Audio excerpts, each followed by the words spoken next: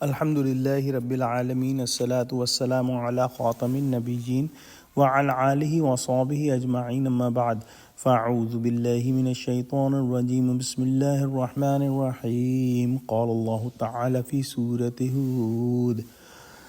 قال يا قوم أرأيتم إن كنت على بينة من ربي وآتاني رحمة من عنده فعميت عليكم أنلزمكموها وأنتم لها كارهون۔ ترجمہ: انہوں نے کہا کہ اے قوم دیکھو تو اگر میں اپنے پروردگار کی طرف سے دلیل روشن رکھتا ہوں اور اس نے مجھے اپنے یہاں سے رحمت بخشی ہو جس کی حقیقت تم سے پوشیدہ رکھی گئی ہے، تو کیا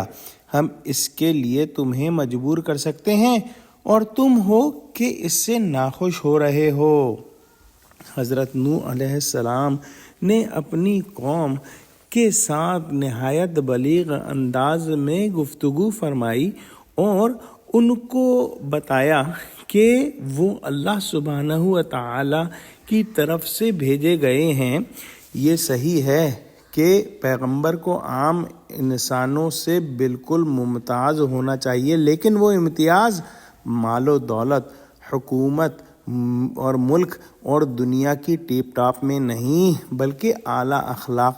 بہترین ملکات، تقوی، خدا ترسی، حق پرستی، درد مندی، خلائق اور ان صریح آیات اور نشانات پیش کرنے سے ان کو امتیاز حاصل ہوتا ہے جو اللہ سبحانہ و تعالی بطور اتمام حجت و اکمال نعمت ان کے اندر قائم کرتا یا ان کے ذریعے سے ظاہر فرماتا ہے۔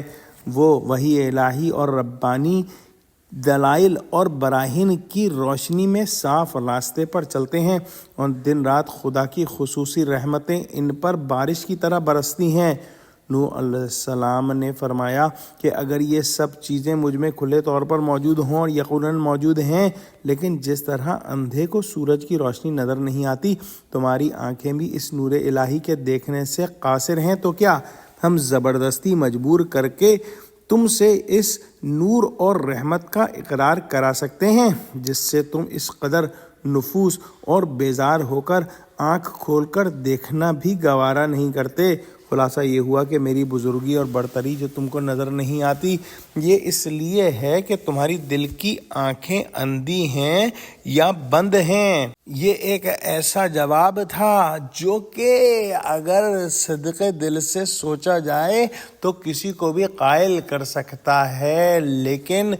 وہ جو قوم کے سردار تھے انہوں نے حق نہ ماننے کی ٹھانی ہوئی تھی، اس وجہ سے ان باتوں کا ان پر کوئی اثر نہیں ہوا، اور انشاءاللہ حضرت نوح علیہ السلام کا جواب ہم اگلی آیات میں بھی پڑھیں گے۔